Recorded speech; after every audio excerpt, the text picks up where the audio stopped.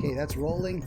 Greetings, friends. Welcome back to another episode of Dreamscapes. Today we have our friend Bernard from mainland China here to share a dream it's actually with us. from Hong Kong. Hong Kong. Oh, I'm sorry. My mistake. I should have put it out there first. So that's okay. It's okay. I didn't confirm. That's on me. Yeah, my mistake too. So for everyone who may or may not have seen other videos, we're going to do the kind of 3-part process. I'm just going to listen while Bernard tells us his dream, and then we'll go back through it again, maybe try and pull out a little more detail, and then between the two of us, we'll try and figure out what makes sense. So Bernard, anytime you're ready, I will sit quietly and listen. Go ahead. Okay. So I'll just read it from my transcript here. I actually jotted it down on my phone. First thing I got up. So my dream begins when I know that I have to. I don't know. I forgot where I was, but I forgot that I have a mission, which is to meet a criminal who had served his sentence. He was about to get out from jail, released from jail, not get out from jail, and I have to meet him in a dinner. And that seemed to be my idea. That seemed to be coming from me for some reason.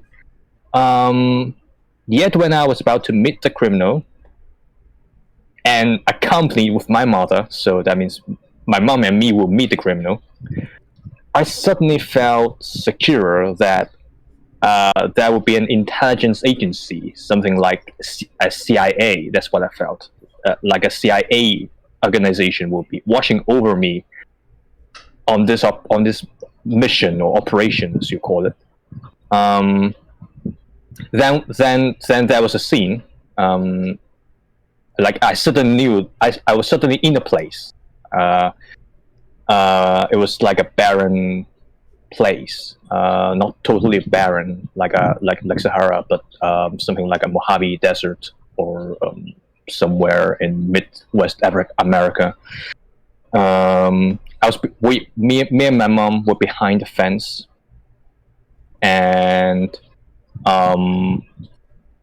there's like a barbed wire fence, and so we were behind the fence watching from afar that there was like an exchange of sorts between this ex-criminal that we were about to meet and the other female criminal. And when this was happening, my mom expressed her sympathy to the woman. I forgot what she said exactly, but she expressed her sympathy towards this female criminal, saying something, just talking to me basically. Despite what I felt was like complete indifference towards her sympathy, because what I saw was that this female criminal was like she gave a She-Hulk vibe to me. Like she was this bulky and fierce, like someone that totally not to be tampered with, despite being a woman, which is, well, not really. Men and women can be bulky and fierce, whatever. So thing is, exchange of place happened. She came down from a van and just walked towards the direction where another van was also coming through, and just coming right before us, and just drive by, and we saw it. Not just me. I saw that in the van it was the face of that ex-criminal. I saw his face in that van when he was driving by.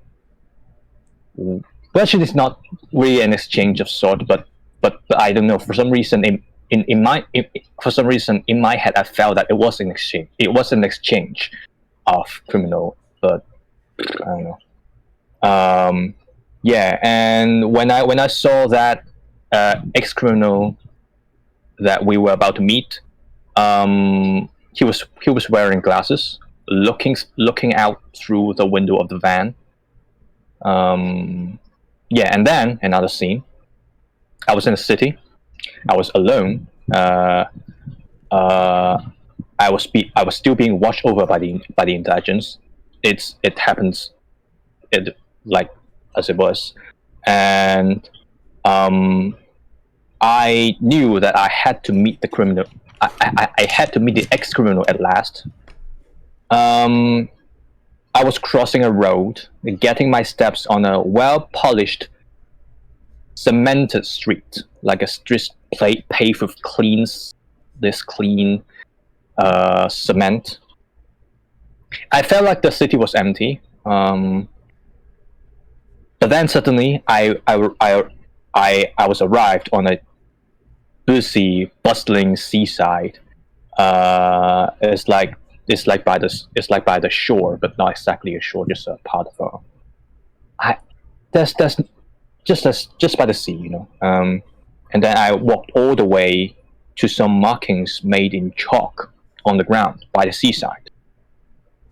It looked like this markings looks like some sort of a rendezvous point for like a beachhead, you know, for someone coming as if it was made by as if it was like drawn for someone about to come from the sea, you know, and they were about to drop themselves on that spot on the seaside. And it was like some curves. I can actually draw that out. It was like this. Can you see it? Like a rainbow shape. Chalk markings kind of look like?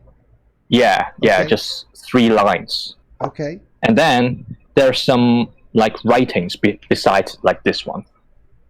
That was the word job. Oh, it's reversed actually. So yeah. It was the word, what word again? Sorry? Job. J-O-B. J-O-B. Okay. Yep. Actually, there's a lot more writings, but this is the only word that I remembered so far. Okay. And yeah. Job or jobs. I don't know. And yeah.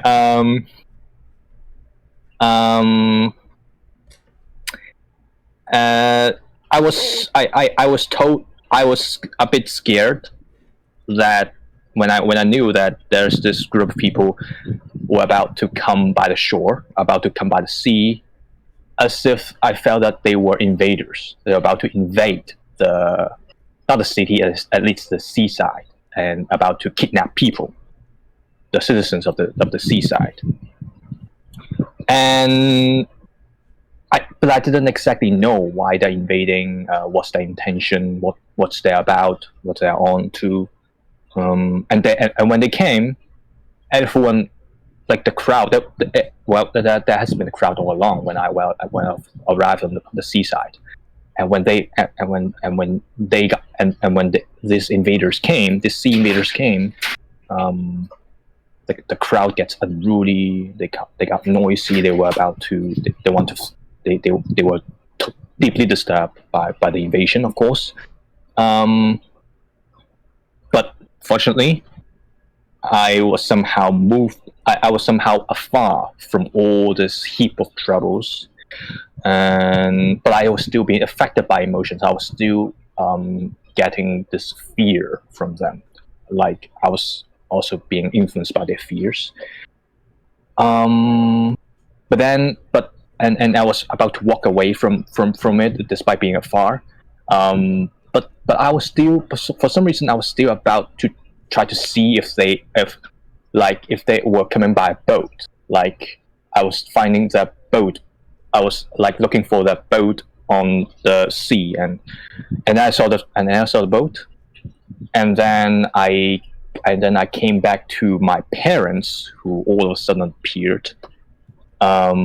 But of course, it didn't really came surprising to me, that dream. But they were there when I was about to leave. But I was about to leave from the thing, and then from the crowd, and then when the sea invaders came, kidnapping people, and I was trying to walk away. I met my parents. My parents then appeared. and I certainly, like, I saw my dad, my father.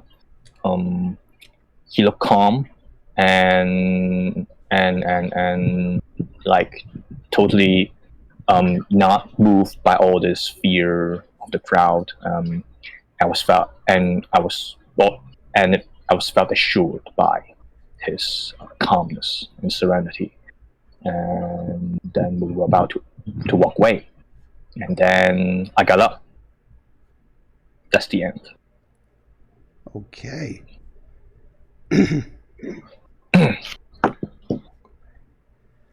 My writing is always just a little behind what you're saying. So okay. I was just finishing up there. That is a lot of great detail. I appreciate that, and I'll try not to take forever. Okay. Going back through it. I don't know why I have so much trouble tearing paper without ripping the page. No, that's great. I love that. That's got a lot of great imagery and kind of a great dramatic storyline in a way. And I still have that in my head after about a week. That was one of the first things I was going to ask you is how long ago. So this was about 1 week ago. It was on.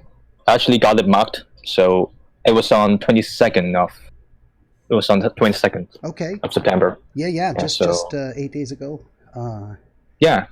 9:30 here.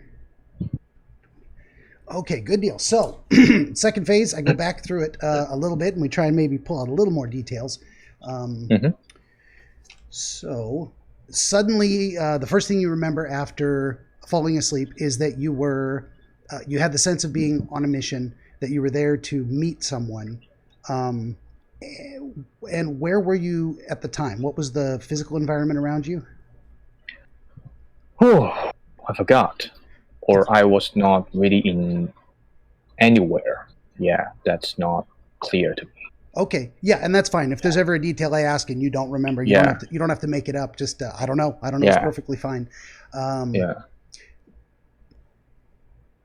you knew you were somewhere, or you were on your way to somewhere, and you were on a mission, and the mission was to meet the criminal. Because he had just completed his sentence, he was going to be released from jail, and you were going to meet at a diner, is what you said? Yeah. At some kind of a place to eat. You were just going to connect there. Restaurant, diner, yeah. Yeah, but you never actually made it to that diner. Never did. Yeah. Okay. Never did.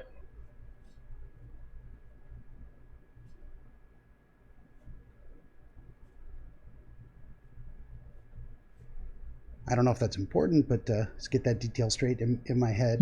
And you had a sense that you were with your mother. Yeah, my mother has always been with me since the beginning of the dream. Okay. But not really always been, but yeah, she was there when it begins. Okay, good deal. Yeah. And did you have the sense that she knew about the mission? She was with you on the mission. She was part of the mission. Or she was just with you because she was with you? Yeah, she was more like tagging along. Okay. Yeah.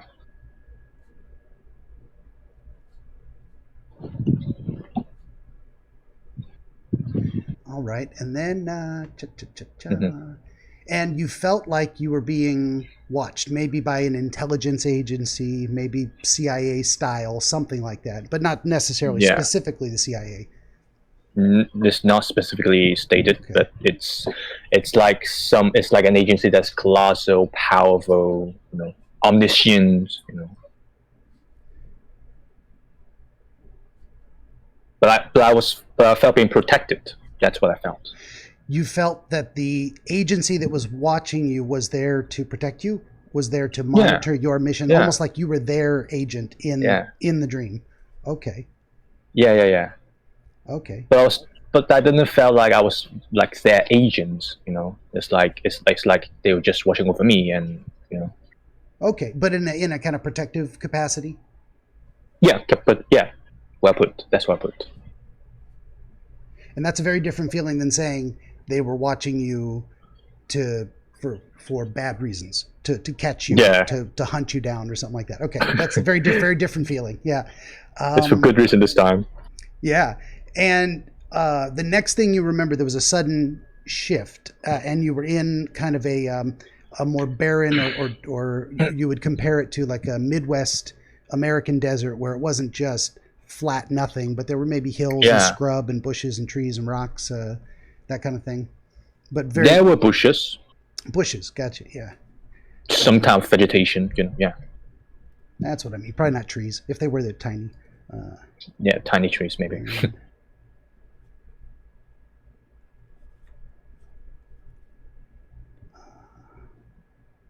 Oh boy, no. This is my boy Prince. He likes to walk on keyboards and Prince. Eat my Hi, Prince. interviews. Yeah, hey buddy. Yeah. You got to go away though. This is not the time. He lives out here in this. This is my garage studio. So, oh yeah. Yeah. I moved my bed out here. I'm doing some remodeling in my house. I had to empty out my office and my bedroom, and I'm like, I'll just put it in the garage, and it's actually pretty comfy out here. I can see that.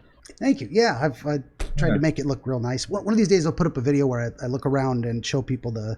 It's actually pretty big. It's two car garage. I did an update on it. It was my old martial arts studio, and then I got lazy and haven't been practicing in a while. So. You practice martial arts as well. Wow. I used to. A few years ago, I did Aikido. Aikido. It was wonderful. Yeah, I very much enjoyed it. Oh yeah, I know that. Yeah. Yeah, it's pretty. People know the name. I never got very good. Not to talk about me too much, but in this style, you're a white belt until you're a brown belt. You're a brown belt until you're a black belt, and I never actually. Oh my goodness, he's determined. I never actually made it to brown belt after 5 years. I was never very good, but it was great exercise. Keep walking. Oh well, yeah. Yeah, no, that's okay. I enjoyed it. Enough about me. So you're in the kind of barren Southwest desert, scrub bushes and whatnot, and you said something about being behind a barbed wire fence. Yep, me and my mom. I just can't. You got to go away, son. I love you. Ow! Don't you yell at me. Oh. Stay away from my keyboard. It's determined to kill this interview. Okay, so you're behind. No. Got an interested audience here. I know. I love you too. You got to go away. Go away. Okay, you can't sit on the paper. This guy's gonna drive me crazy. You see, you're behind a barbed wire fence. Did you get a sense of how tall it was, what it looked like? Maybe if you kind of describe it a little bit to me, what you can see in your memory. Well, since like we were like getting really close to the fence because we want to really watch what's on the other side. So it's metal, obviously, iron. Yes. How tall though? Yeah, taller than you over your head. I wouldn't say it's like a towering fence. It's more like just a normal fence. Maybe like, like in one of those action movies, like Jackie Chan. Like Jackie Chan can jump across one of those. Okay, good deal. So it wasn't like 20 feet tall. It was maybe 5, 6, 10 at the most. No. Okay, just normal height. And was it just like a chain link fence with barbed wire at the top, just like keep out? Yeah, like a keep out one. It's not really like heavily defended, I'm just gonna move my keyboard so he can't even walk on it. This guy is gonna drive me crazy, son. Okay. And you said you had this, and you're with your mother, because she's just tagging along.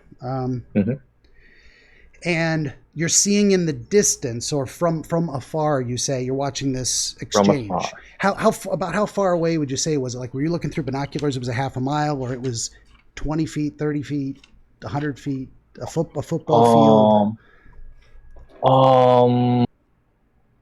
Oh, I don't know exactly, but yeah, I feel like you need to use a binocular to see clearly, but we didn't for some reason.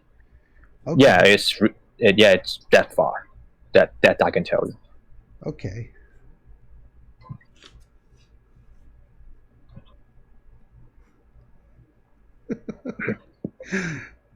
Come on, boy. Come on. All right. Let me look back. I know. If I didn't love him, he's lovely. Wring his little neck. You're lucky. You're lucky. I love you. He wants to bite me now. You're watching from afar, and you see that there's the ex-criminal that you were supposed to meet, but instead he's now meeting with someone else, and it's this new character of a female criminal. Yeah. So you mentioned a van. When you're looking from the fence out a far distance away, can you describe a little bit of what you saw there? I mean, there's were they by any physical that's also structures? where I got fuzzy about after I woke up and just think about it again. It got fuzzy since I woke up already. So gotcha. Yeah, like well, what was there? There were two vans, two criminals. That's obviously that's the thing. But when though, like when this and that appear, that's the fuzzy part for me now.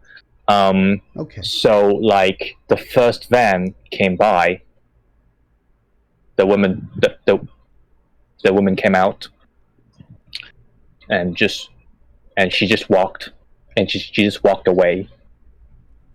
And on the direction that she walked to, the other van came by.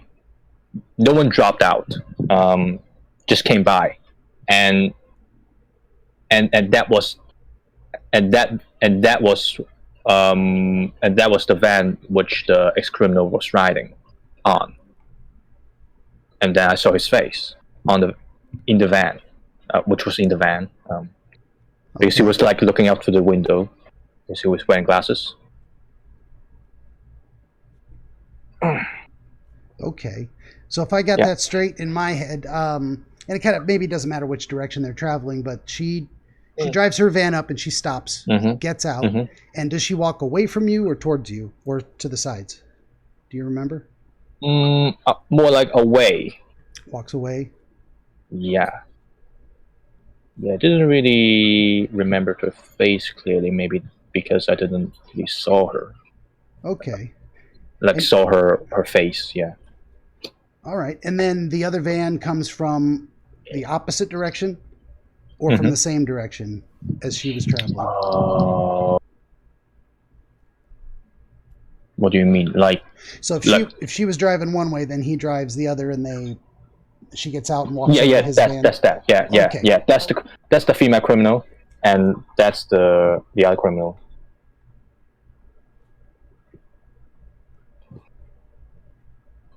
And then she walks over to that van, and that's when you see the male criminal is in there, and he's got his sunglasses on, and she talks to him. They have some kind of interaction. No, nothing. And also, it's not sunglasses. It's just like normal glasses. Oh, he's wearing glasses. Oh, yeah. You did say. Yeah. I don't know why the image in my head was sunglasses, so I'm glad I asked that. Yeah, because it's in a Baron so that you're subconscious. I made that assumption. Yes, I sure did. So they never actually speak. He just kind of drives by. And did you get a sense he was looking at her or looking at where you guys were over, you and your mom over by the fence? No, not at all. Like all of us are like completely separated except me and my mom. Okay. So it's just like we happen to be in the same place. Okay. So the female criminal walks towards where the van is driving by, but he never stops and they never interact. He just keeps driving, never even looks at her. And then what does she do? Does she go back and get in her own van, or does the scene she just keep walking? And yeah, I guess so. Yeah. That doesn't really went on very long, so. Okay. Yeah.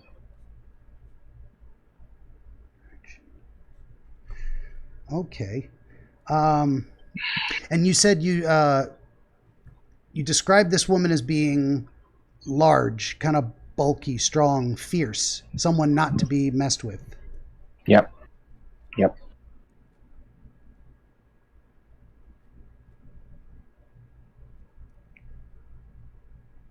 Caucasian though. Yeah, also Caucasian. Oh, okay. Yeah. I didn't know why, but it was just there. Yeah. Was the man in the vehicle also Caucasian, or was he? Well, but that's not clear. Not clear. Okay, and it made it matter. But these are things that I didn't even think to ask. I suppose I assumed the people you dreamed of would look like you, but why would they? Yeah. Yeah, right. Yeah. No, it's good to check my assumptions. But I mean, was like what were there dreams that you encountered where everyone looks the same, or everyone looked the same as the dreamer, like? So far in the interviews I've done, unless someone brought it up, I didn't ask. Yeah. So this may be part of my process I need to get better at, is trying to identify. Sometimes if I ask people what someone looked like, they'll tell me, and it will be unique or different, or otherwise I just assume the certain characteristics are not that important if they don't stand out. Yeah, I don't know. Yeah. Maybe I should ask about that more. Well, for me, like the ethnicity of that female criminal, for instance, it didn't really came out. It was just there, it was just a feature that I remembered, but I didn't jot it down on the film, for instance. So and going back I just let it there, to see maybe that's something. It might be, and the fact that you did mention it, that you had a clear recollection of, and I think it relates to the idea that your mother expressed sympathy towards the female criminal. Mm-hmm. Do you remember how she told you that? How you knew that's what she was thinking or feeling? Yeah, I did drop that. Yeah. She was saying something in my native tongue that my mom was saying something like, "Oh, she's so pretty," or "She's so poor," like something like that. Is there a particular expression? I feel pity for her. Feel pity for her. Yeah, pity is the word that I would pick for the translation, because she was like speaking in our native tongue. Okay. In my dream. Did she express it in a common idiom? Does that word make sense? Idiom, like a phrase common in your culture that people would understand means "I feel pity for this person." A common phrase. Phrase. Yeah. Well, actually, not even a phrase, like a word. Okay, just a word. Just the word she used. Okay. Yeah. Because in, let's say, if you're in the American South, there's a certain way of talking where they would say, "Oh, God bless her heart," and that just means that expression means like it could mean a lot of different things, but it often means that person means well, but they're dumb or failing or something. So it's like that's an expression of pity towards that person, of like, I feel bad for them. But that phrase also means a lot of other things. So I wondered if it was a certain phrase. Sometimes I do what I call rattling doorknobs. That door didn't come open, doesn't mean anything. We go down to the next door. Feeling bad was also the vibe. Like feeling bad. Well, pity. You said pity is perfect. And probably that was after your mother expressed that is when you noticed the features of the woman. Does that make sense? It's all. Yeah, that happens after she expressed her opinion. Yeah, that seems like it would be a trigger for noticing those details. Your mother says, "Oh, I feel bad for her. Or, I feel pity towards her," and then you look at her and you go, "I don't know. She looks like she can take care of herself. Why would you feel pity?" Yeah. Exactly. Okay. Okay. So many papers. Come on. Going through my notes.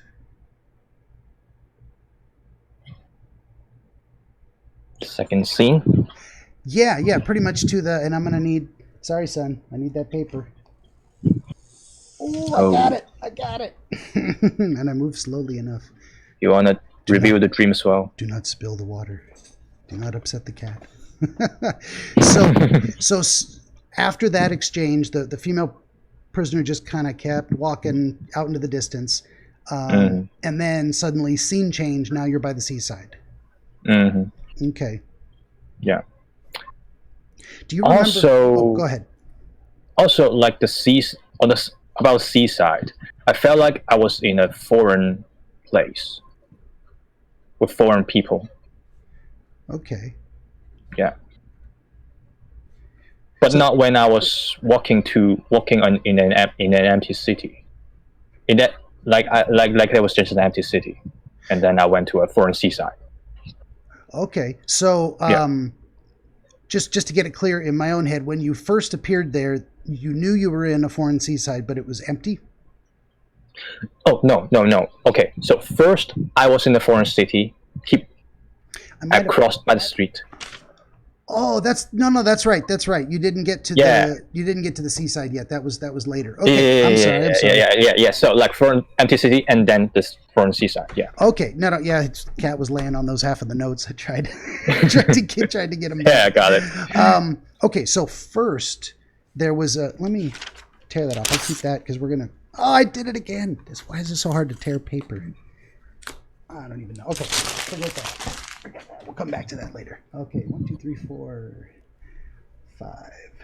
Okay, so that's right. The sudden scene change, and you were in a large city, big buildings or smaller. Oh yeah, that's the weird thing. Mm-hmm. I was kept looking down on the road. So I didn't. So I didn't really know what the city was like. But you knew it was a city, someplace where relatively large number of people should be, but it was empty. Yeah. Okay. Yeah. Exactly.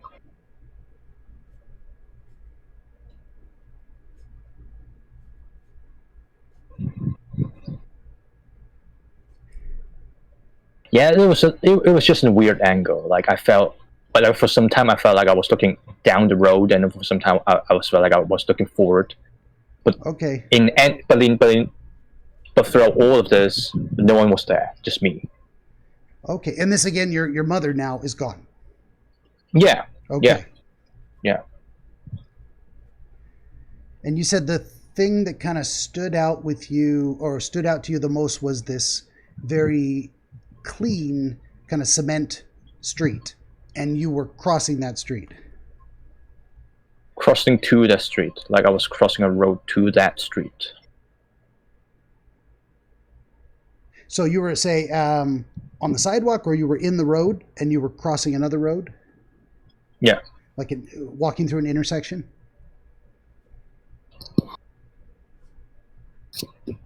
Okay, Okay. Yeah, take your time. If this doesn't come to mind, it may not be a relevant detail. So like this, I draw it out. So like this. Oh, like a crosswalk, going across the. A crosswalk, yes, exactly, okay. Yes. And I was on the and I was about to cross. Yeah. Okay. Yeah, you got it now.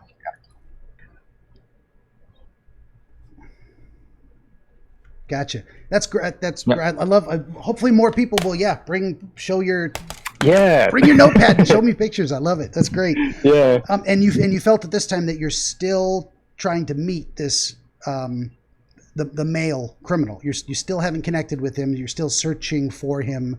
Mm-hmm. Yeah. Just about to get to that. And did you notice any other features around you at the time there? I mean, the crosswalk, the very clean concrete street. You're about to reach the other side. Anything else stand out around you? No, not really. Okay. Not really. No, that's fine. Empty, quiet city. Yeah. Yeah, and the agency was also still watching over me, and I also felt calm at that. Okay. About that.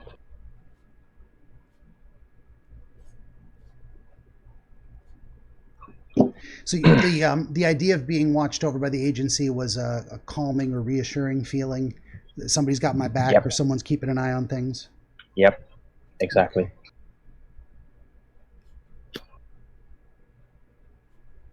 Okay. And then did you reach the sidewalk on the other side of the street before the scene changed, or were you still crossing the street when the scene changed to the seaside? Oh, I reached to the other side, and then the scene changed. Okay. Yeah. Okay. And Yep. then, and again, it was just this sudden kind of transition. Bam! Now I'm in the seaside. Mm-hmm. Okay. Did you get a feeling of the seaside town being smaller than the city you were in? Would you describe it as a town, or was it just another seaside city, another big city? Well, it's definitely a city, but about size though, I didn't really have a concept. It was just a BC bustling city. Okay. A BC bustling, like a part of a BC bustling foreign city. It was about. I was just happened to be on the seaside of it. Okay. Yeah. And just to kind of jump back a little bit, the empty city, you felt like that didn't have a sense of being a foreign place, but the seaside did. Suddenly, going from the empty, quiet city with the clean concrete and crossing the crosswalk, that felt like you were still at home technically, but now this place feels like you've gone somewhere else. Yeah. Okay. Good deal.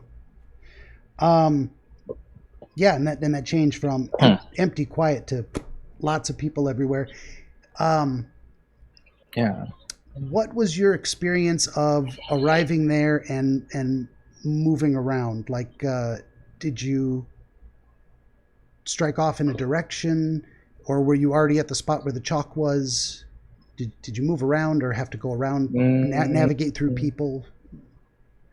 Yeah, I remembered I sort of have to navigate through people while I was keep walking. I just kept walking all the way straight until the chalk markings. And you had the sense that where you were walking to was the ocean? Sorry? Like, oh, did you have the sense by the that ocean. The direction you were moving to was towards the ocean? Yeah. Like, yeah. Okay. It's just close by.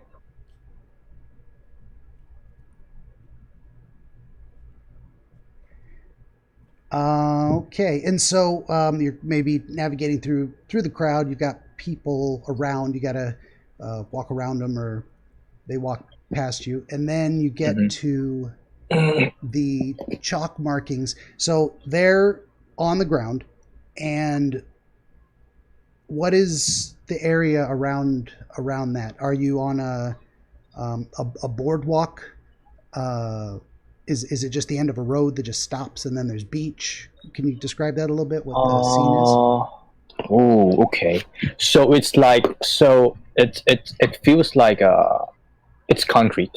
It's like it feels like a part of a dock or harbor, but not exactly a place where you will park a ship. It's just that it's like a concrete surface. Okay. Like a street, but without any fence or barricades to prevent people from dropping from like falling down to the sea. Okay. Yeah. So the area was there a cliff, like a sudden drop up? Is it like a big concrete, like a parking lot almost? Well, once again, I didn't really know the surroundings, like when I was in empty city. So, but I do know that I was walking on a concrete surface. Okay. By the ocean. Yeah, it was dreams being dreams. Yeah. No, it's very hard. And sometimes I ask for a detail, and you look, and you're like, it's just not there. That's okay. Yeah. It may not be relevant. What I try to do is, as much as I'm trying to also put you back into an experience of the dream by getting as many little details, I'm also trying to get a picture of it in my head, so I see. Yeah. The guy was wearing glasses, not sunglasses. Yeah. I got that detail. I got it straight. Now I can see it in my head. I mean, we got at the same dream to do the interpretation, right? I think so. The better I understand it, the more I can try and figure out what it means to you. Yeah. So you're coming towards the water, and you're on this large concrete surface, and you see the chalk markings in front of you. Can you describe what it looked like from your point of view? Was the bottom of the arches all pointing towards you, or was it the other way around? The top of the arch was pointing towards you, and the flat bottom was towards the ocean. Okay, so it's drawing time again. Yes. Okay, so this was the direction I was walking towards. Yeah. markings, Okay. and there was the ocean. So you're actually kind of walking parallel to the beach. And Parallel. yes, the bottom Yeah. of the markings, the bottom of the rainbow, so to speak, was pointed towards the ocean. Yeah. Okay. Yeah, it did felt like a rainbow to me because like what I saw was markings like made with chalks of different colors. It was actually different colors. Yeah. That's another detail. Yeah, Okay. that I forgot to say. The other thing that comes to my mind is that it kind of reminds me of icons you see on computers for sound or internet connection, like those arched Wi-Fi. like Wi-Fi. When you think of Wi-Fi, does that spark something in your head when you look at the chalk, or No. or No. sound No. radiating out? Well, now come to think of it, it felt more like a wave, expanding wave. Yeah, but yeah, in the dream it was just markings. Okay. In the dream, you didn't get the sense of an expanding wave.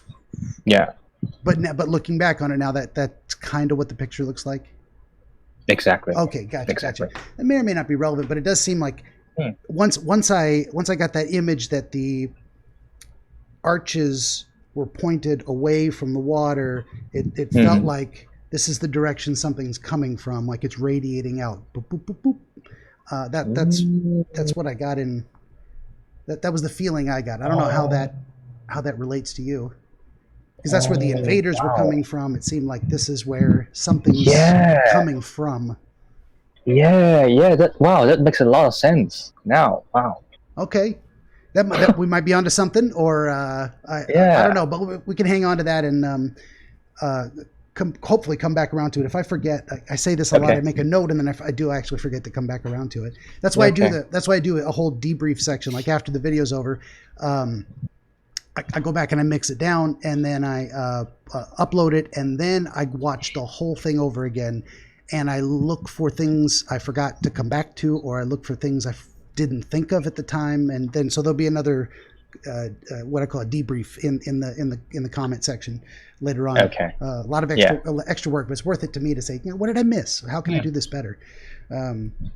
Wow. Yeah. It's really delicate. I appreciate that. Yeah. Thank you. Let me look back through my notes here, and you said it looked like it was, or the feeling you got in the dream is that these were markings indicating some kind of a meeting place. That the rendezvous point. Rendezvous point, yeah. Yeah.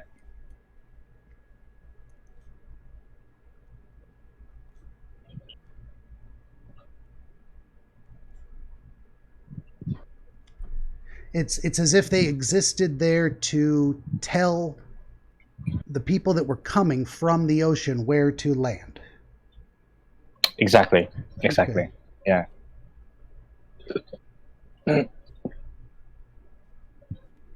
Okay. And you said there were multiple, perhaps, words written around it, but the one that stands out to you, the one that you can actually see written, is the word job or jobs? Yeah. Job. Yeah.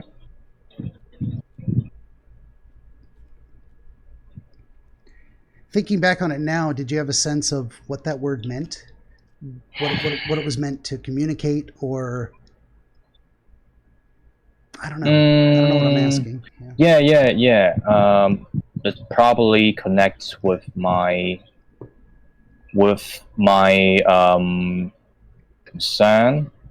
concern for my career prospect, because I was about to be graduated from my university, and I felt a bit like I felt a bit concerned. Yeah, just concerned about, like I was concerned, like sometimes I got concerned that whether I can find a job, or like a job or a career that can really satisfy my my life goal, or and it supports me to do what I want to do, like you do.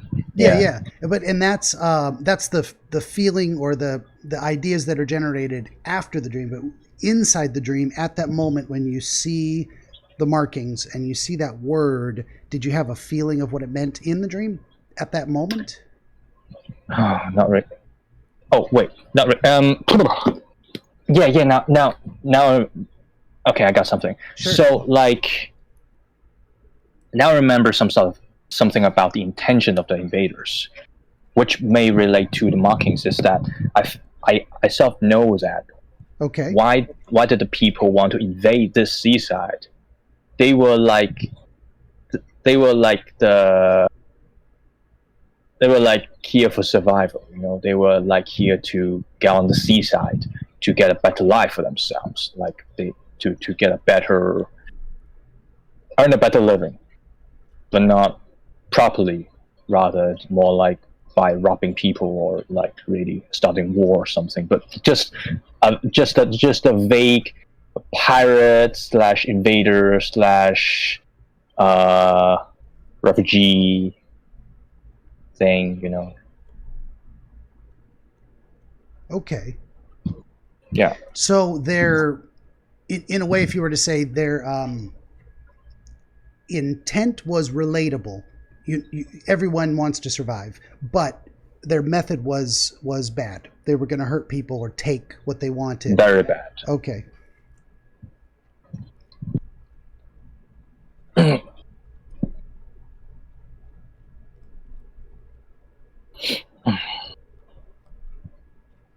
Okay. And you said, and that's probably why, as you said, you had a feeling of fear or feeling scared that these people were coming because you knew they had bad intent, or that even if their goals were common to everybody, they just want to survive. They were gonna do bad things to get it. Okay. Yep, that's what I felt. Yeah. Let's see if I can tear this without ruining. Hey, I did it. All right. Okay, great. Success. Yes. So they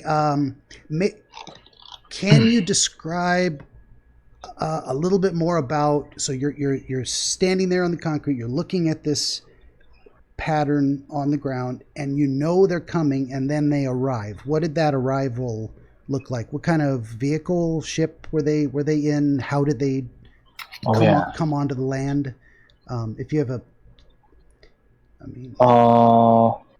they were coming by a small boat, which was later found to be, and they just got on shore, and it was like a large group, like unusually large group for a small boat to store, to like you would expect.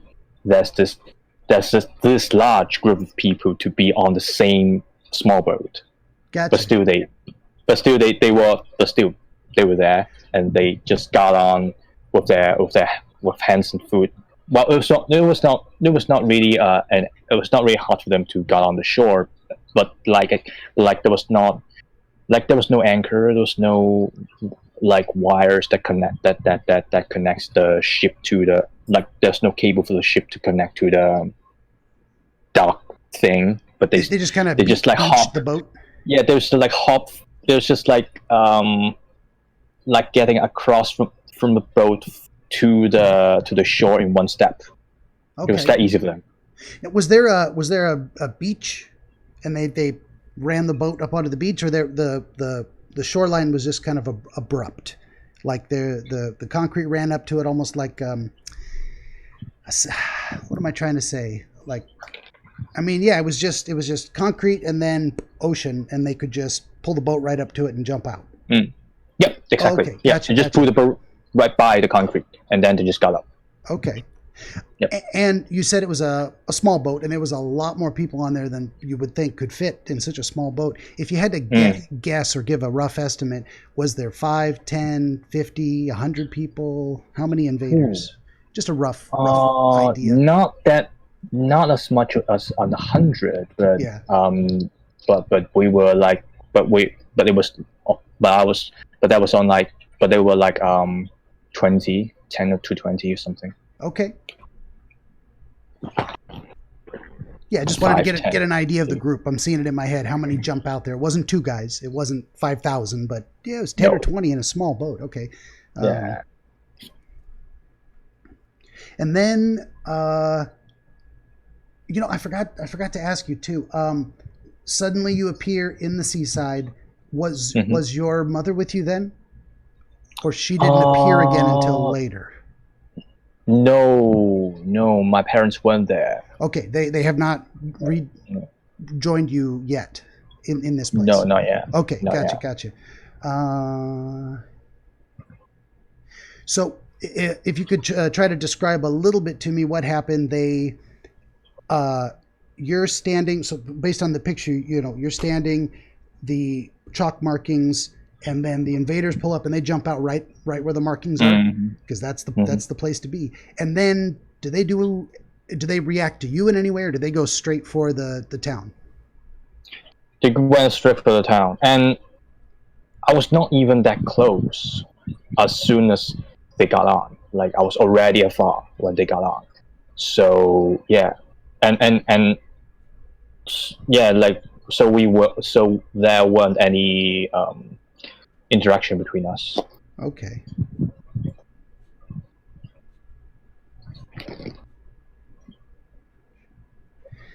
And then how far away was the people of the town? Was that crowd? How far did the invaders have to go to reach them?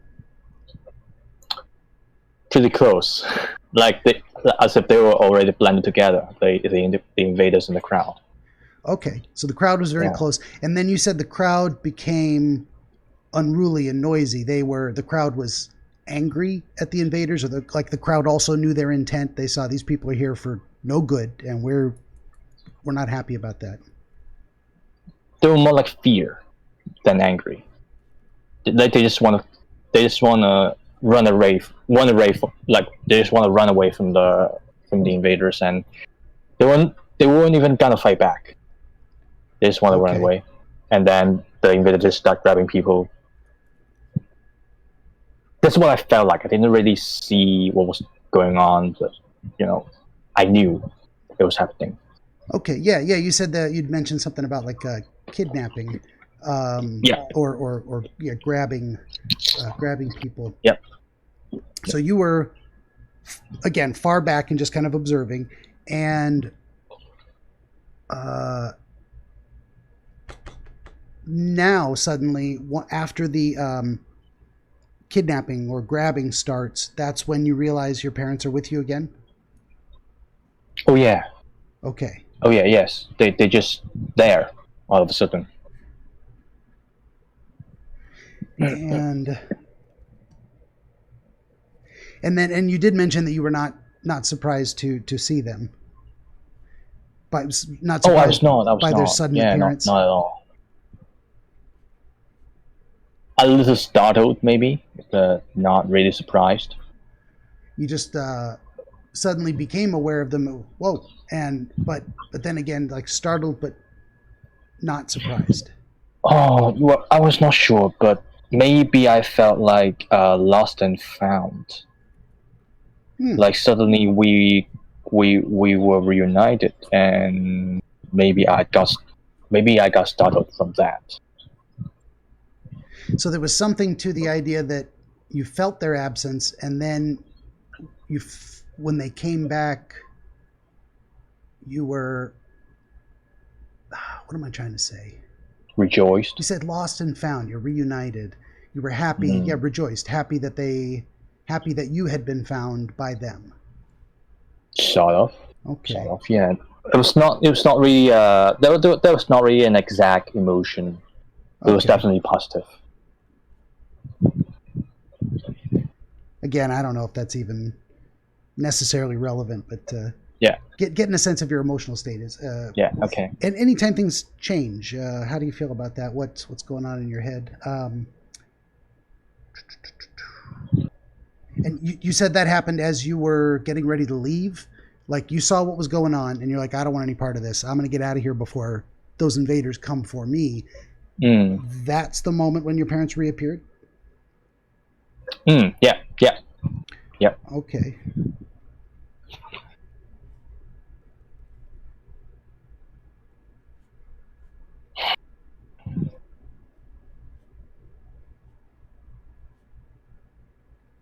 And this, you said, was both of your parents this time? Your mother and your father both appeared? Yeah. Okay. They And both did. you don't remember having any interaction with your mom, but this time it was your father that you were aware of and paid attention to? Yeah, just my father.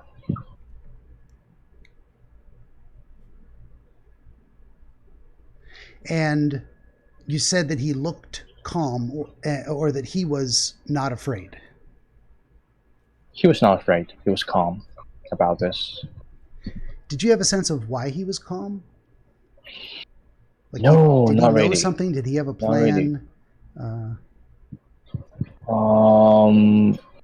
Maybe he was like self-knowing what was happening, and he didn't really got scared by it because he knew what's up.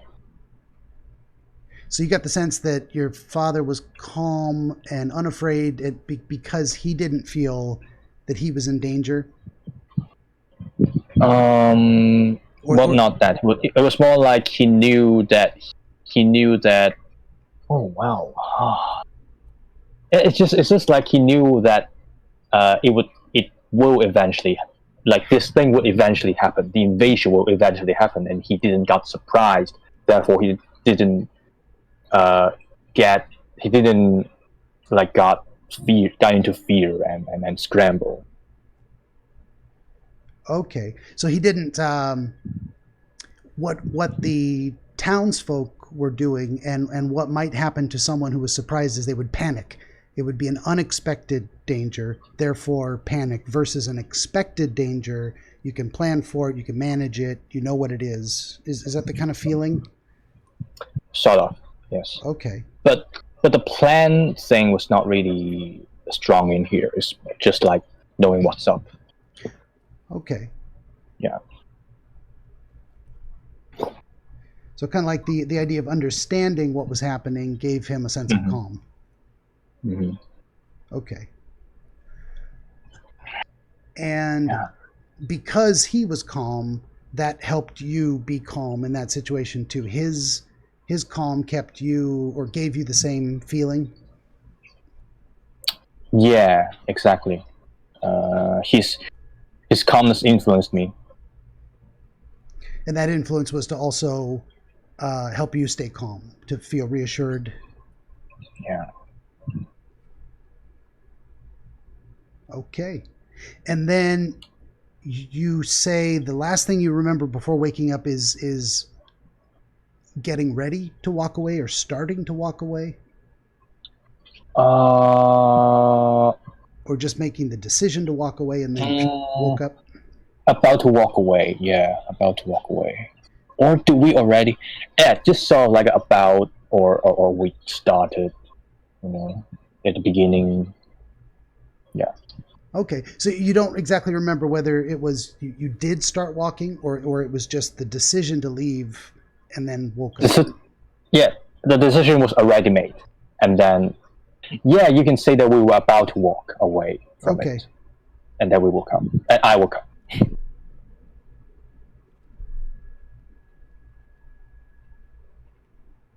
Okay. Again, I'm not even sure that's specifically relevant.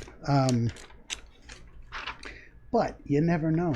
So many notes. And yeah, maybe you can also jot this one down. Sure. Is that when I woke up, I didn't feel the calmness. Instead I was still in panic. I was still in fear when I woke up, and it was weird. And that is why and it is this panic that like pushed me to jotting this down. Write it down, yeah. And then went to read it, and then met you. Yeah.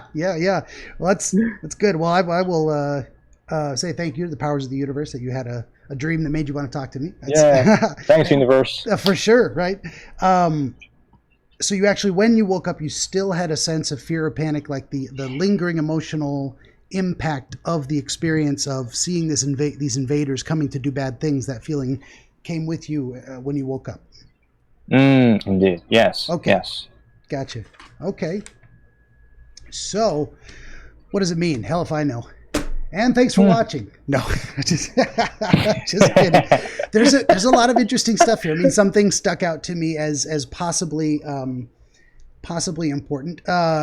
Certainly, the idea that your family is present in the dream at different parts is probably personally meaningful in terms of your relationship. I mean, we could start with your father because we just came off of that. Is he generally someone who's knowledgeable in the world and confident in his actions, and he makes good decisions, and you know it because his plans work? He was not really a planning person for me. He was more like an acting person, like a person of action, and he was good on that. Good on that. Now you say was. Is he still around? Did he pass away? Oh, sorry. Is. Yeah, okay. That's fine. No, he's still here. Yeah. Just all fine. Both your parents. I got a Kansas moral. That's okay, but your second language is better than my first. Sometimes I'm still trying to master English also. Oh well, we all do. I know it's a complicated language. I'll get it someday. So both of your parents are still alive and involved in your life. You see them pretty regular. You mean how do I see my parents? Oh, sorry. You visit with them and go to visit them regularly. They're still involved in your life.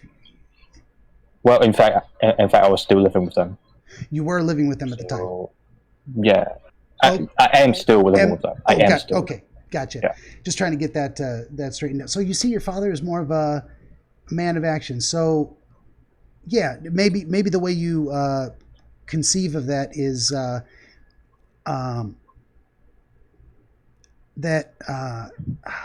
am I trying to say? Man of action. He doesn't take a long time to deliberate things. He kind of knows what to do, and he just takes care of it, and it generally works out for him.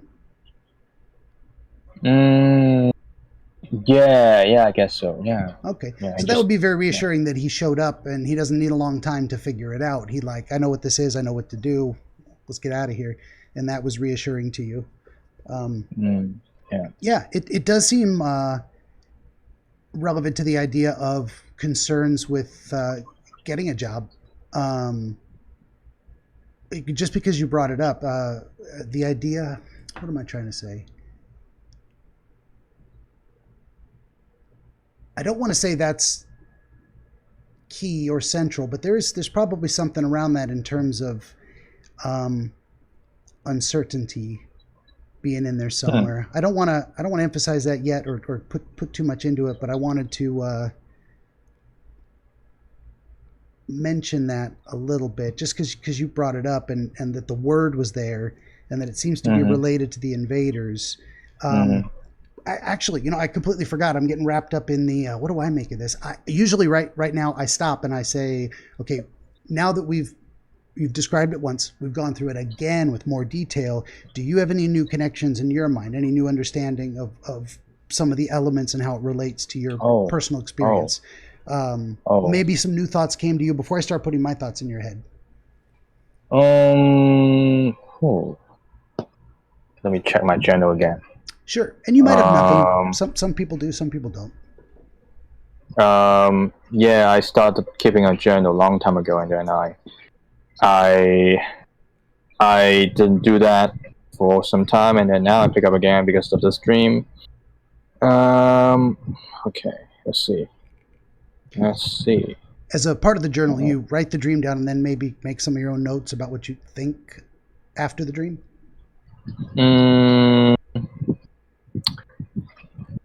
Oh, not really. Okay. Yeah, there's nothing new. Yeah, but But now in this moment, after having just gone through extra details, there's no new connections in your mind, thoughts about what some of those specific elements might relate to? Well, maybe the invaders symbolize my fear for finding a job, or for getting out to the society. Mm-hmm.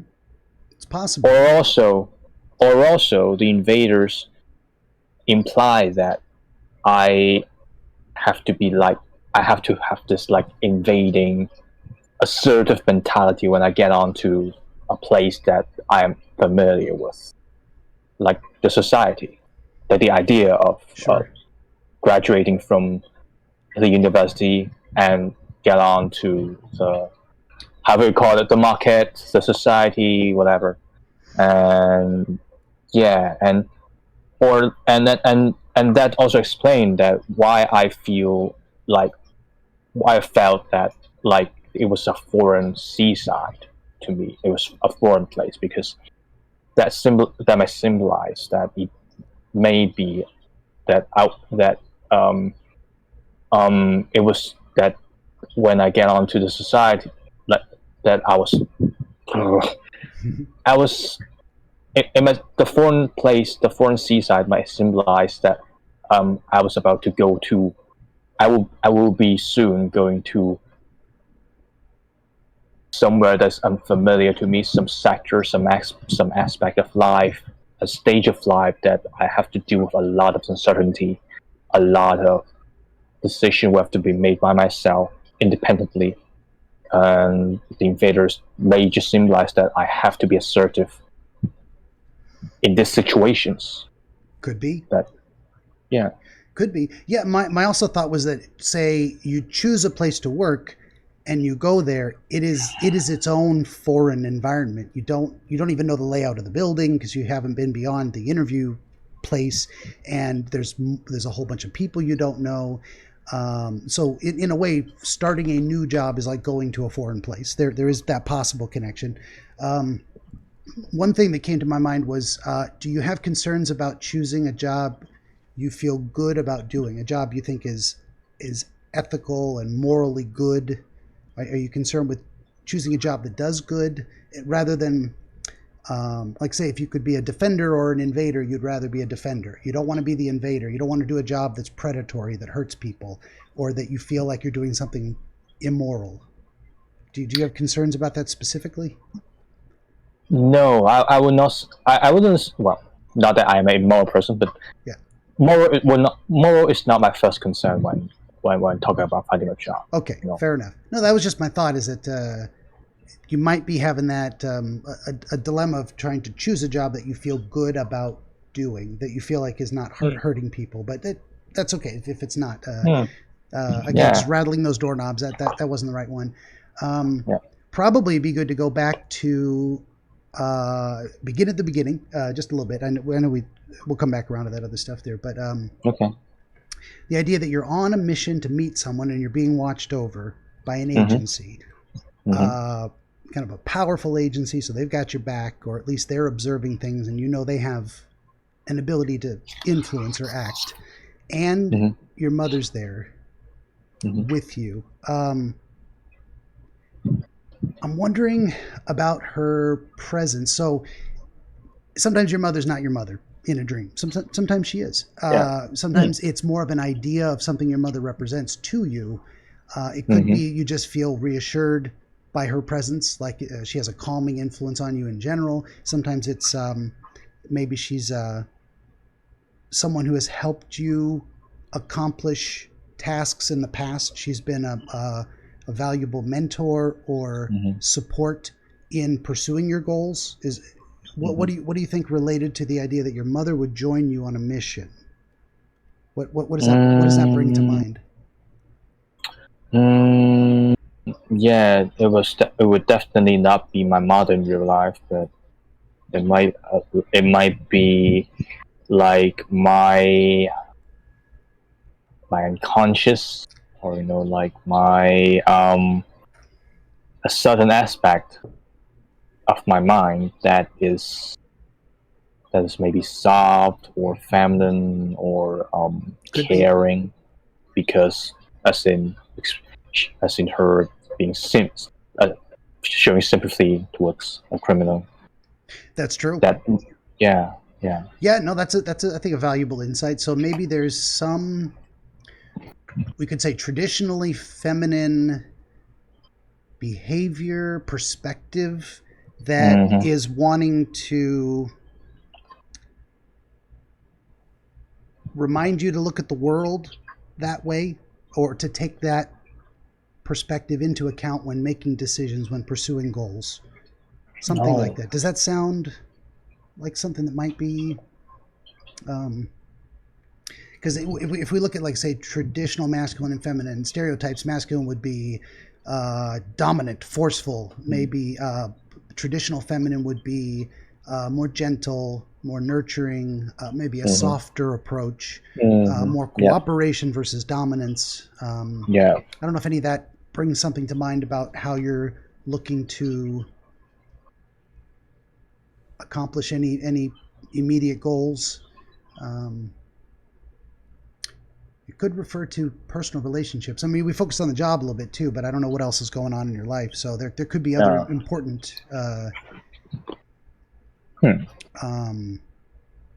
don't know if you have a girlfriend or a love interest, or some other personal things going on about a week ago. Did you have any experiences that stand out about a week ago? Things you were going through or dealing with? Oh, yeah. I was about to. Well, there's this major thing that's technically still going on. Is that I have been waiting for a place in my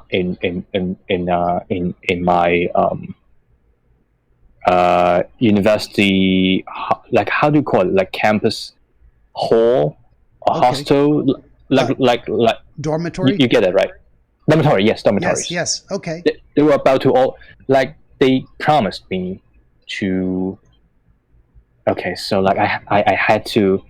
So like a month ago, I applied for a place in dormitory, and I went through went through the warden, who personally see me through the interview process of applying this.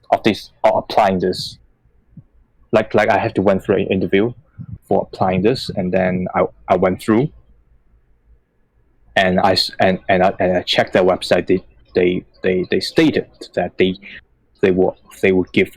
They would like announce the results by late September. Okay. And now, still nothing. No results.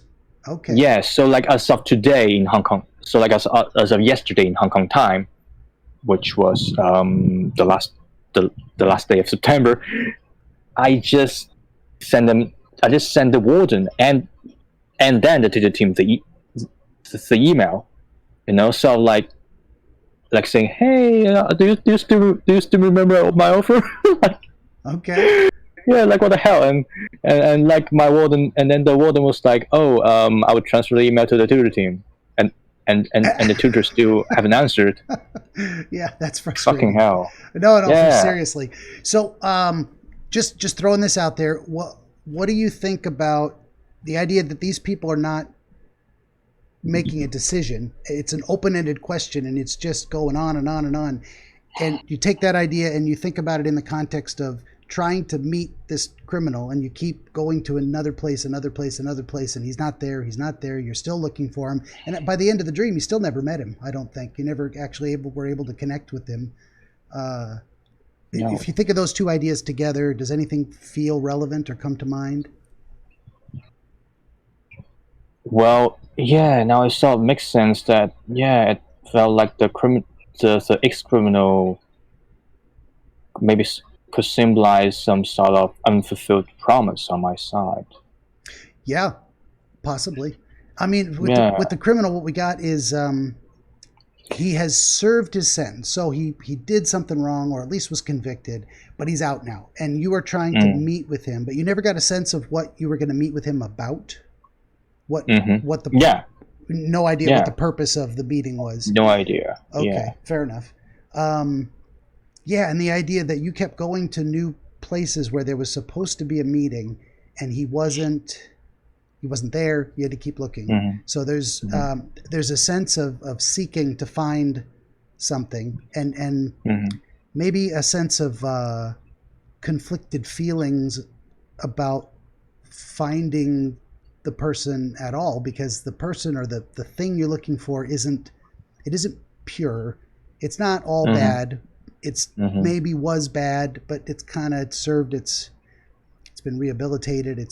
But it has a history. It has a history that isn't pristine. I mean, you were not going to meet a superhero. You were not going to meet a monkey. You were not going to meet someone who was a fireman or other respected figure. He was a criminal once upon a time. So I think there's something in there, in that idea of having a criminal history, but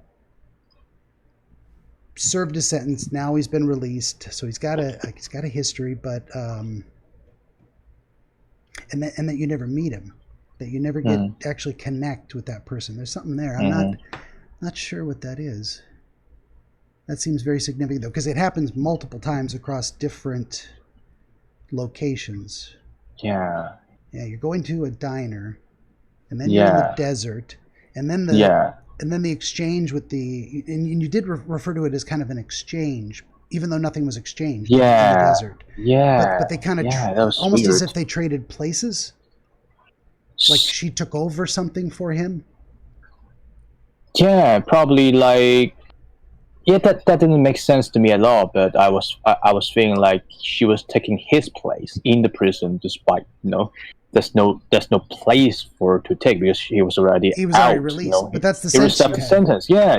Like that she was. But that was what I felt like. Yeah. No, and that kind of makes sense too. Not makes sense, but I think is significant, is relevant. The idea that you described it as an exchange, and it felt like trading places, and. Maybe I should ask, after the desert and you went to the city and then the seaside, when you got to the quiet city, empty city, and the seaside, did you have the feeling at those places you were still looking for the criminal? Or did it stop? Did the search for him stop with the exchange in the desert?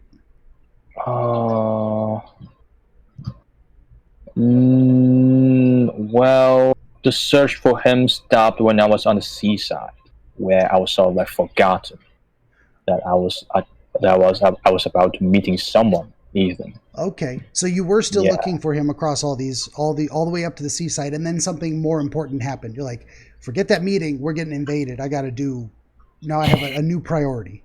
Yeah. Okay. I gotta save my own life. Yeah, for sure. There's got to be something significant in there that you were in your mind pursuing a goal, and it seemed very important, and you were determined to keep trying. You kept looking through multiple different places until something more immediate, more important came along, and that took your full attention, and you forgot all about meeting him.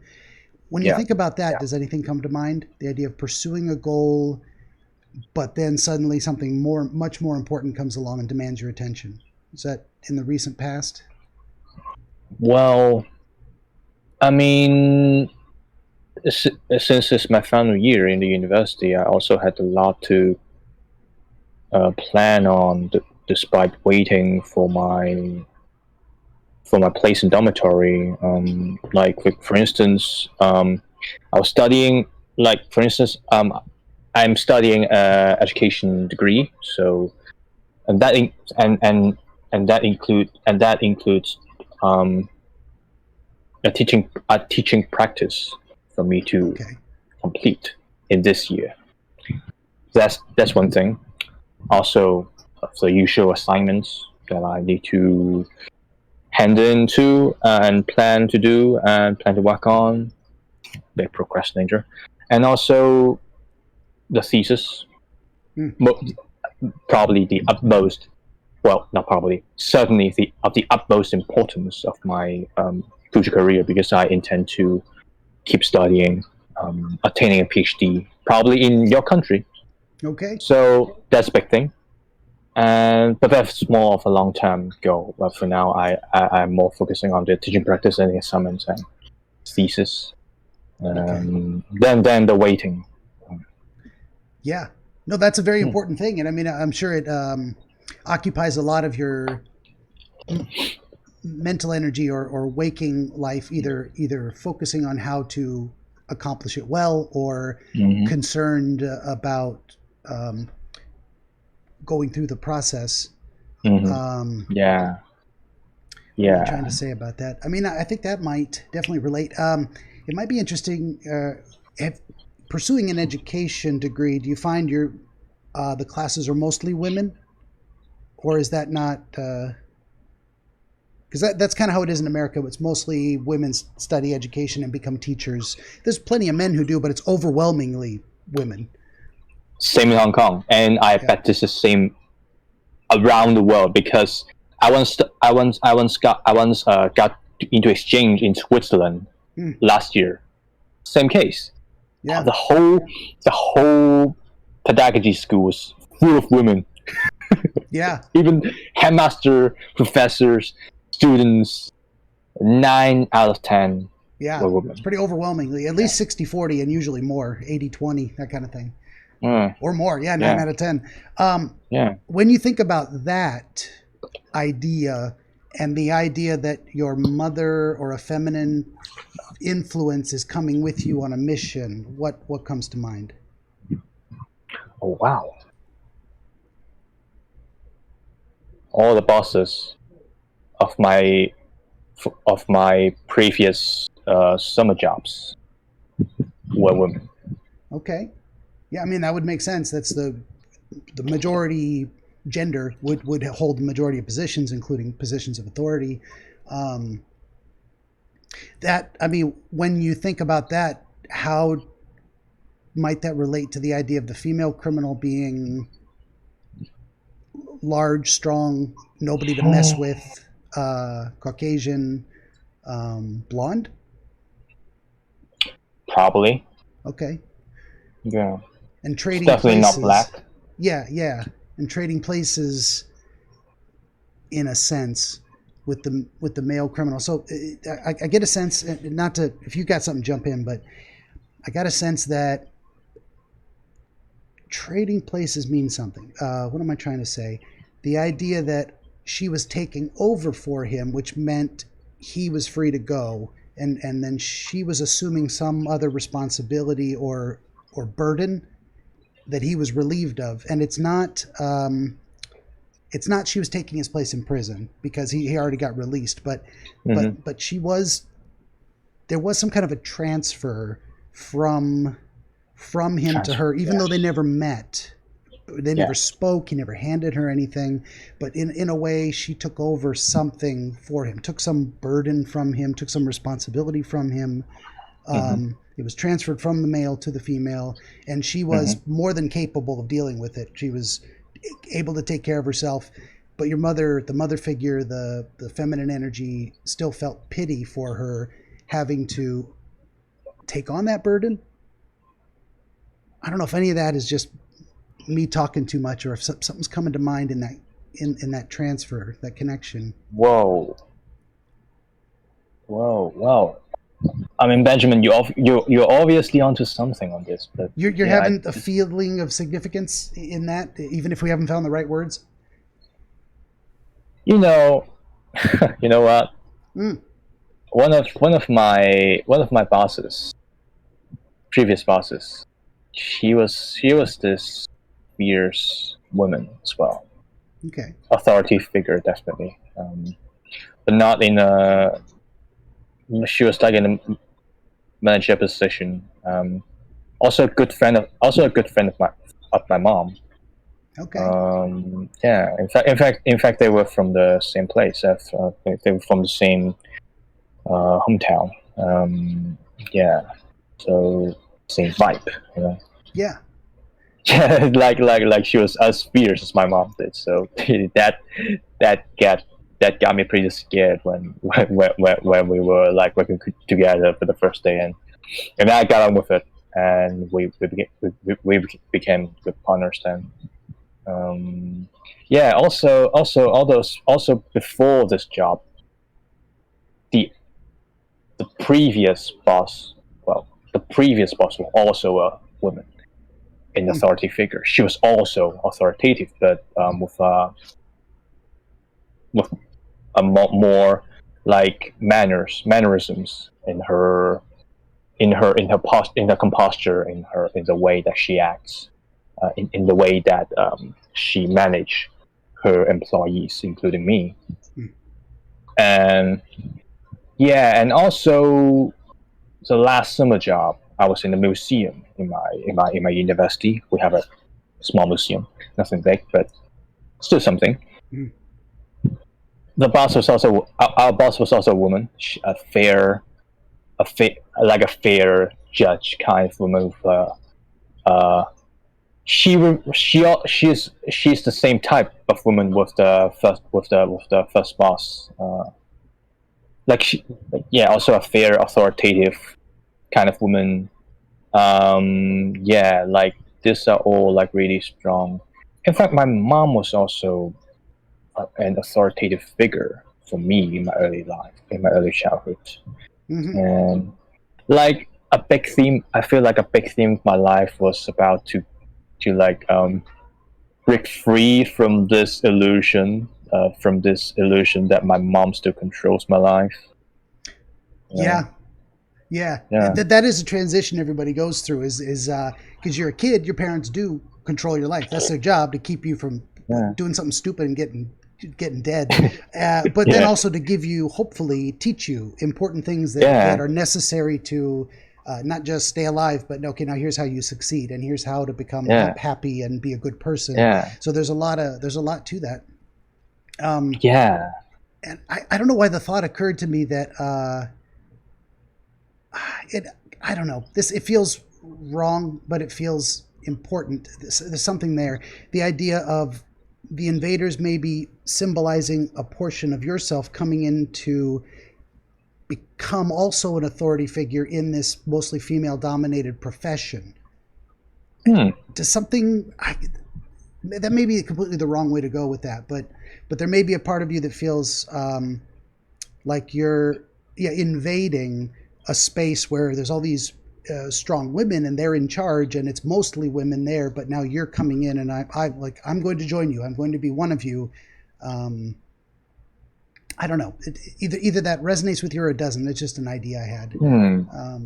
Well, at least for the time being of my teaching practice, I will have to do that. Actually, education will not be in my career. Okay. As far as at least not in public education. Okay. You will not see me teaching in a community college, for instance. That would not be my thing. Yeah. And your career path, you're thinking, is a PhD, maybe teach in university?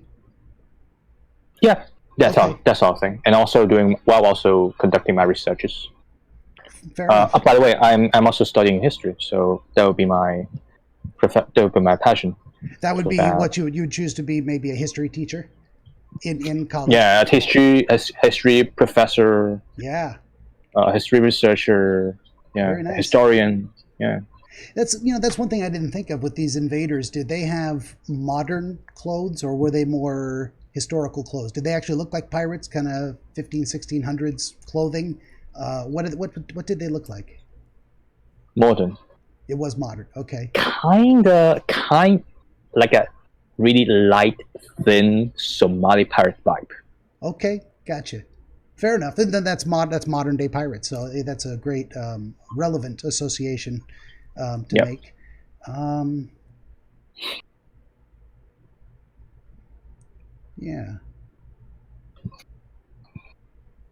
Looking back through my notes here.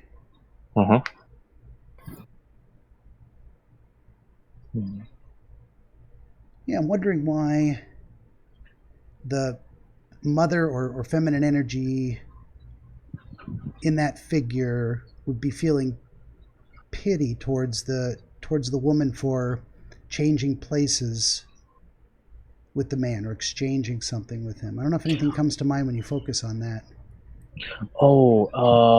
About that, the reason why she felt pity for her. I think it was more about I felt like it was more about her being criminal in the first place, or Okay. More than her taking place for someone. I think that's maybe at least she was not feeling pity for her taking place. Yeah. Okay, so it wasn't related to the exchange necessarily, the trading Yeah, places. It was more to the criminal history. That is, it is interesting. Nothing comes to mind when you think about the idea of these persons having a criminal history or having done something wrong, or been convicted of something. I think we need to relate it to something else in order to make sense of it, but I'm not sure. I'm not sure what that might relate to in your life. Maybe when you think of criminal, what are some other words that come to mind? What does it mean to be a criminal or to have a criminal history? What is? Oh wow, shit! The first word that comes to my mind is vigilante. Really? Okay.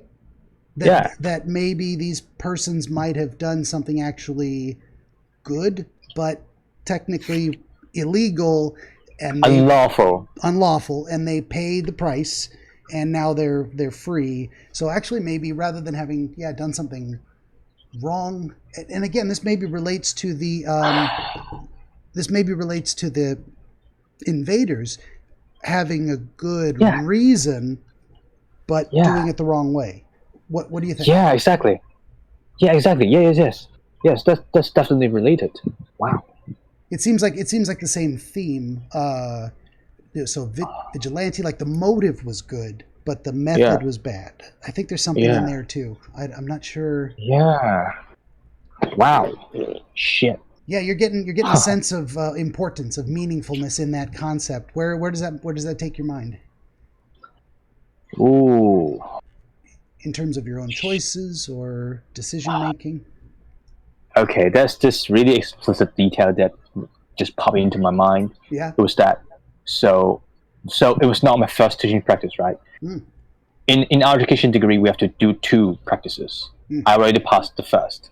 And in my first practice, I had to constantly deal with this like naughty kids, like these kids that just didn't want to be in the class. And they were like this unruly but not totally not totally want to break your rules. But rather they just don't want to be in the class and they just don't want to study, but they were not totally hateful. And that has constantly been an issue for me to deal with them. Like I don't know how to deal with them properly. Like I don't want to, and I could not properly punish them. But at the same time, they disrupt my classes, so I have to do something about it. But I cannot. Oh yeah, that's a big deal. Yeah. When you think about that, the idea of looking to make a connection with this criminal, and you keep looking and keep looking and keep looking, and you're not meeting him. Think of that in terms of maybe the kids. You're looking for the ability to make a connection with these kids that are not bad people, but they're just not behaving correctly, and you can't get together with the idea of how to handle them. Is that feeling meaningful? That's definitely my struggle, and as in why I don't want to teach in anywhere other than the university. I feel the same way working in psychiatry. I don't work with kids. I can't. I don't know how to deal with them. I could never. Once upon a time, I thought I wanted to be a kindergarten teacher because I love little kids when they're like 5, 6 years old. They're fun. Then they start turning into teenagers and then become assholes. And they're mad. I don't want to be here. I don't want to do this. And I'm like, I know. I was the same way when I was in high school and middle school. I didn't want to do any of this. I hated it. Don't tell me what to do. So, but I still don't know what to do with that. I don't know how to help those kids, teenagers. Exactly. It's terrible. Like kids, you were so cute back then. Why when you got grown up, you suddenly become all this angsty and a piece of. Oh no, I get you 100%. That is interesting too, because you're watching the exchange or the meeting of the criminals from afar, and you're always at a distance from kind of what's happening. So that suggests to me like you're trying to be objective. How do I rationally deal with this? I'm going to hold it out in front of me and look at it. It's not happening in your face. It's happening over here where you can see it, maybe analyze it. So you're trying to think your way through this problem. The different settings might be relevant as well. So you're going to meet at a diner, doesn't happen. You're in the desert for an exchange, you still haven't met him. You're in a city crossing a crosswalk, and that's travel, or especially the idea of crossing a street is an idea of transition or movement towards a goal. But then also you're in a seaside town, so each of these settings might be relevant in terms of different approaches you've tried to connect with the kids that have maybe not worked as well as you thought. The diner could represent, maybe I'll bribe them with candy. The desert could be, I don't know.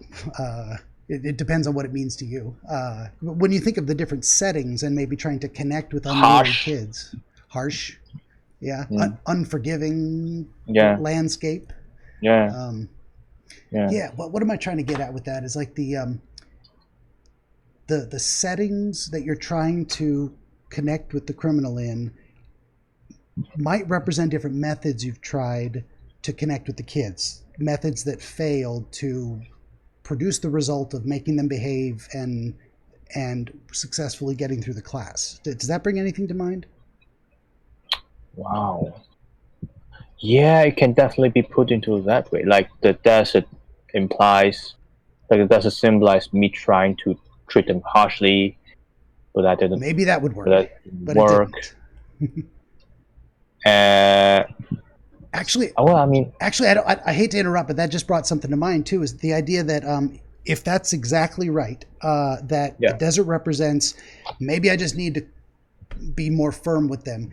And what happened was the male criminal changed places with the female. So you probably tried being a little harsh, a more authoritarian, more dominant, and that didn't work. So you traded that masculine energy for the female of saying, maybe I'll try to reason with them. Maybe I'll try to understand them. Maybe I'll try to be more supportive instead of harsh.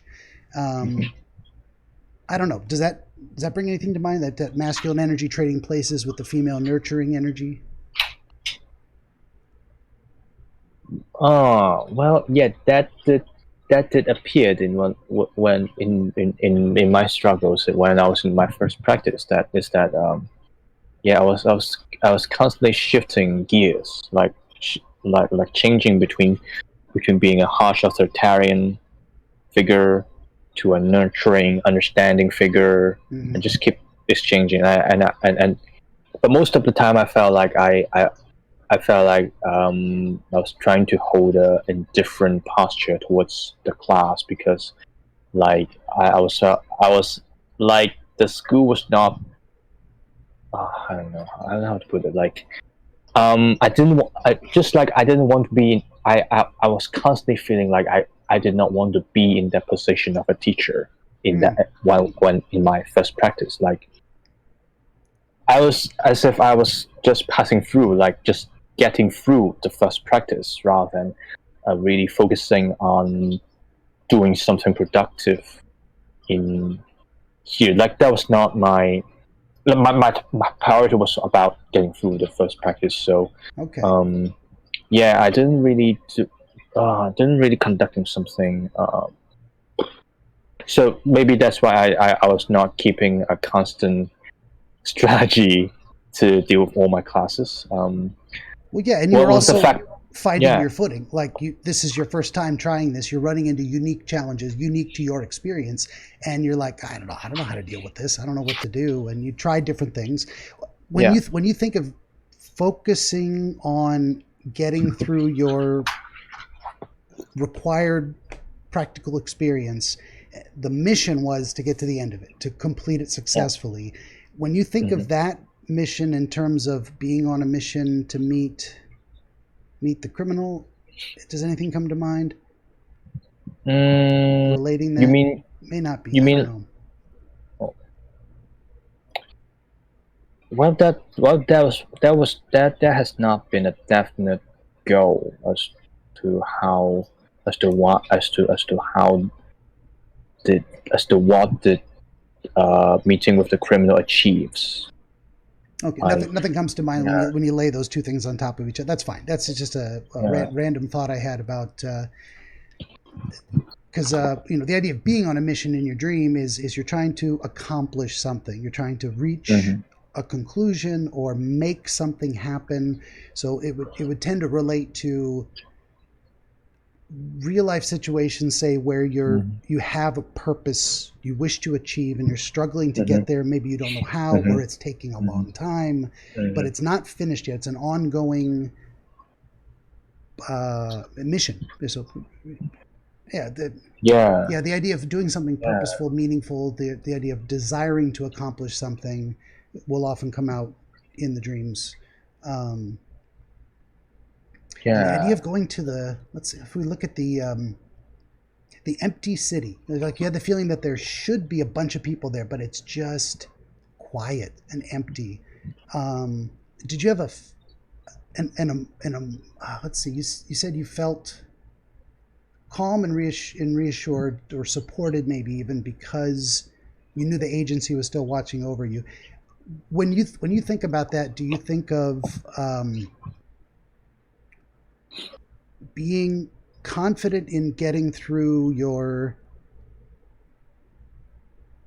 learning process of becoming a teacher because there's a system in place for teaching you, supervising you? Hello, son. What do you think about that idea that because there isn't already an education system in place and you have people around you who supervise and a system in place that sets your boundaries for you? What do you think about that? Especially like, for instance, when I was in my first practice, I felt like I was all like my supporting teachers, my supervisors, who was a professor that taught me once. She was my supervisor, and also the many other teachers in school. They have been treating me so well, and also in our every practice we got two supervisors, one from my own faculty of history, and the other from like totally unrelated, like for fairness. They both treated me well, and like they were both giving me a lot of suggestions, a lot of sharing a lot of experience, as to how this usually goes, how does the practice usually goes, especially and also on the second on this second practice, as to when the on the briefing, the briefing. My mentor was also responsible for the briefing. In there, he also showed a lot of support to us all. Like, for example, he told us that our department, like, student teachers from our faculty of history, got the highest praise comparing to all the other departments from the practice school. So that's something. So that's something good to hear. That idea seems to mesh with the idea of a in the dream kind of not an all powerful, not quite omniscient, but they see everything and they've got a lot of power, ability, authority. Meshing that with the idea of you have some reassurance that you're not going to screw up your teaching practice too badly because you've got people helping you make good decisions, and that even if you screw up, you can go to them and they'll help you fix it. You have that feeling? Okay. Okay. That's good. That kind and also like side note, like my mentor was also responsible for setting up my plan for after my graduation. Like it was him that gave me the idea for higher studies to reach a PhD in America. Very nice. It was his idea. Yeah. Very nice. Yeah. Yeah. Well, I think we've done pretty good kind of teasing out some of the elements of the criminal, the criminals and the exchange and the idea of searching and searching and searching. And I don't know, the only thing we haven't really quite gotten a really good grip on is the invaders. That one still puzzles me a little bit, or feels like we haven't quite gotten a good understanding of. So what I like to do is, rather than reading back to you what you said, I like to try and put it in my own words and say what's happening there. You've got people who have common drives. They're driven by the need to survive. Or as you said, maybe they want a better life. They're trying to make their life better, but they're doing it in a bad way, and they're gonna hurt people. So they're coming to invade this seaside town. And the people are scared, and they're getting kidnapped. And so what's happening there is you've got, I mean, the important words to me are the idea of invasion, the idea of the kidnapping or capturing people. There's something going on in that dynamic. Thinking about it in relation to some of the other stuff we've been talking about, how would invasion or harming people or capturing people relate to some of your struggles with the school experience, the education practice? Does anything come to mind? Well, I mean, me stepping into a new unfamiliar place and work, that definitely has something to do with the concept of stepping into uncharted territory. Yeah. Stepping to new territories, and I think you definitely need the guts of an invader to really have your own place in that territory.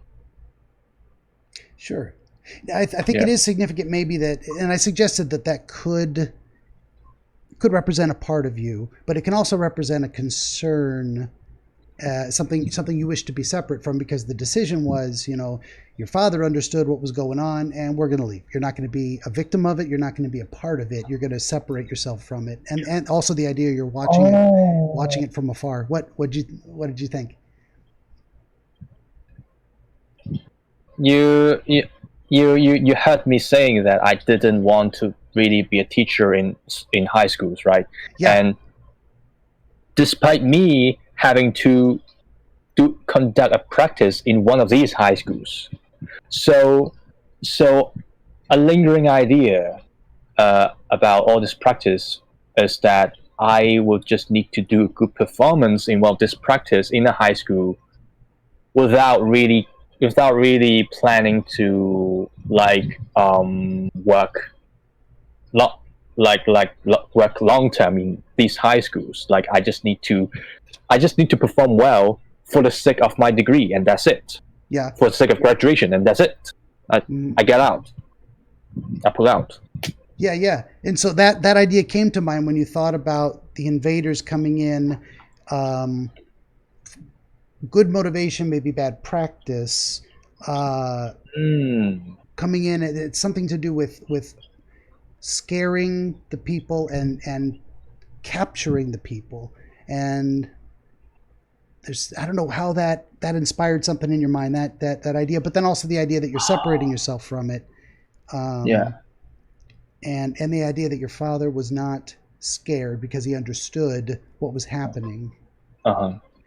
Have you had discussions with your father about your struggles with teaching the high school kids? Not really. Okay.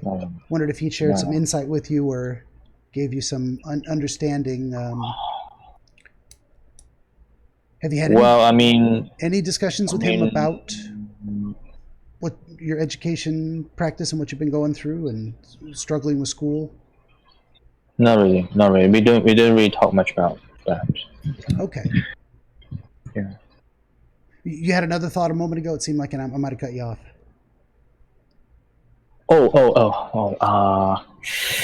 Yeah, what was that about? Yeah, like,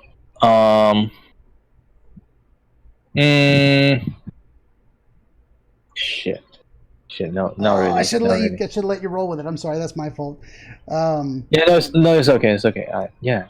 I think there's something there, and sometimes we're right on the edge of something, and we just can't find the right word. It happens to me all the time. I'm always struggling to find the right word to just finish a sentence sometimes, because all the words I can think of don't actually express what I'm trying to say. That might be the case with this. This kind of final element of the dream might require a little more meditation. You might have to I like to say, let it percolate, like making coffee. It just takes time, and eventually something comes to you. But I think there's something there related to that. It's something you're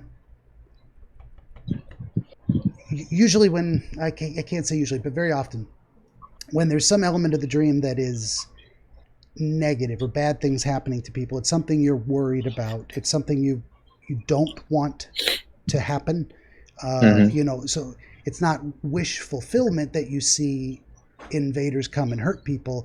It's more of I don't like this. I wish this wasn't happening, but I'm worried that it's going to happen, or it's related to something that is already happening.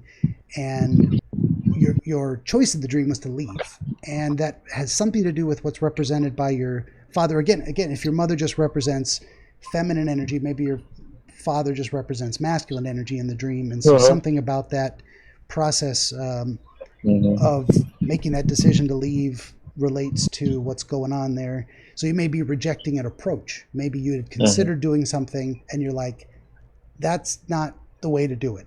So like good reason, bad method, and you're like, nah. So you're rejecting an idea. Maybe at some point in the future that'll come to you.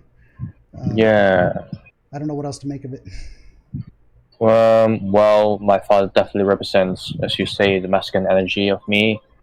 And maybe the masculine energy will be of good use in my next practice, like a sort of a calming, like me producing a calming presence to, because I would not be working alone in my practice. Like I also have my colleagues, like other student teachers from the same school. Like we will have to work.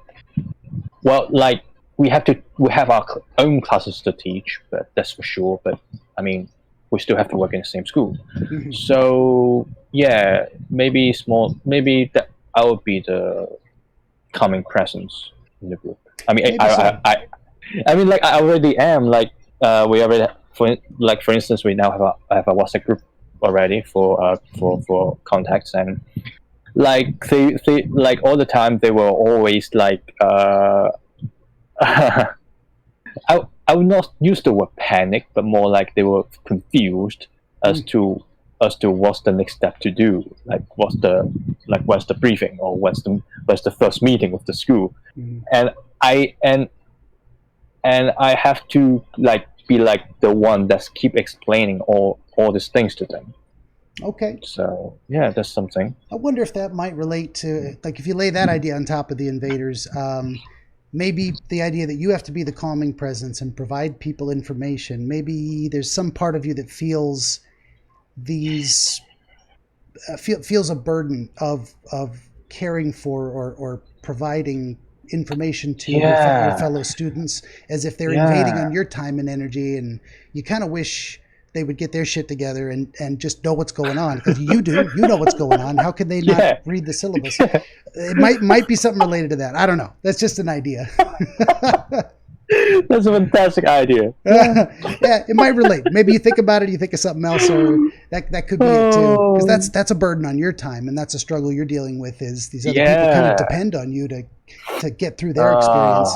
So it may feel like it's invading on your time in this otherwise beautiful seaside place where you could just relax and watch the ocean, something like that. Well, I felt when I was in the seaside, it was sunset. That was beautiful. Okay, beautiful sunset. I think that might be. Oh, go ahead. But it didn't look to the sunset directly. I just knew that it was a beautiful sunset. Gotcha. That is interesting too. I don't know what to make of sunset, dawn. These are periods of transition. So very often it's like the end of the day or the beginning of something new. Oh. Yeah. Exchange, transfer. Yeah. To a new phase. Yeah. Change into something different, becoming something different, moving on to something else. As with the criminal transfer. Yeah. There's a lot of those things, and constantly moving to new visual environments in the dream. New scenes. Yeah. Oh shit. Yeah, that feels important. Shit, this got chilling. I mean, wow. That's good. I love that feeling. That's what I just got it too. I felt a little chills coming from you. I can see when people feel, oh, that makes sense. That's meaningful. That really gets me. I love that. You love that. I do. That's one of my favorite things. Oh yeah, transfer. Yeah, I gotta jot it down. Yeah. Transfer, exchange. Wow. Transition. Yeah. Transformation. Transition. Yeah. Yeah. One of my favorite things to do is just go to the thesaurus. Just type in, word synonyms. And then I start looking for words that make more sense, that kind of describe what I'm trying to say. So maybe you'll find some other word and you're like, that's it. That's what it is. But it's related to those concepts. So yeah. Well, speaking of sunset in the dream, that might be a good place to wrap it up. If you feel like we've covered everything that seemed important to you. So far, yeah, I would say that's the case. Yeah. Okay. Yeah, I don't mean to rush you out, but we've been at it for almost 2 hours. I don't know what time it is. Yeah. You might need to get to bed. Yeah, I'm already feeling sleepy already. Maybe on to another long dream for you to solve. That would be fantastic. At some point very soon, I want to have people start coming back, but for now I'm trying to do a new person as often as I can. Okay. Okay. Yeah. So, yeah. All right. Well, Bernard, I really appreciate you being here. This has been a great experience for me. I enjoy it, and I hope it was good for you. I enjoyed it too, Benjamin. Thank you for letting me share my dreams to you and happy to solve all the symbols and I hope we got something meaningful, and it helps make your decisions better and more confident. Well, then I'll just say to everyone watching, thank you for being here for another episode of Dreamscapes. And if you enjoy what I do, like, share, subscribe, tell people about it. Come on in and join me for an interview. And we'll see y'all next time. Thanks again. Bye-bye, Benjamin.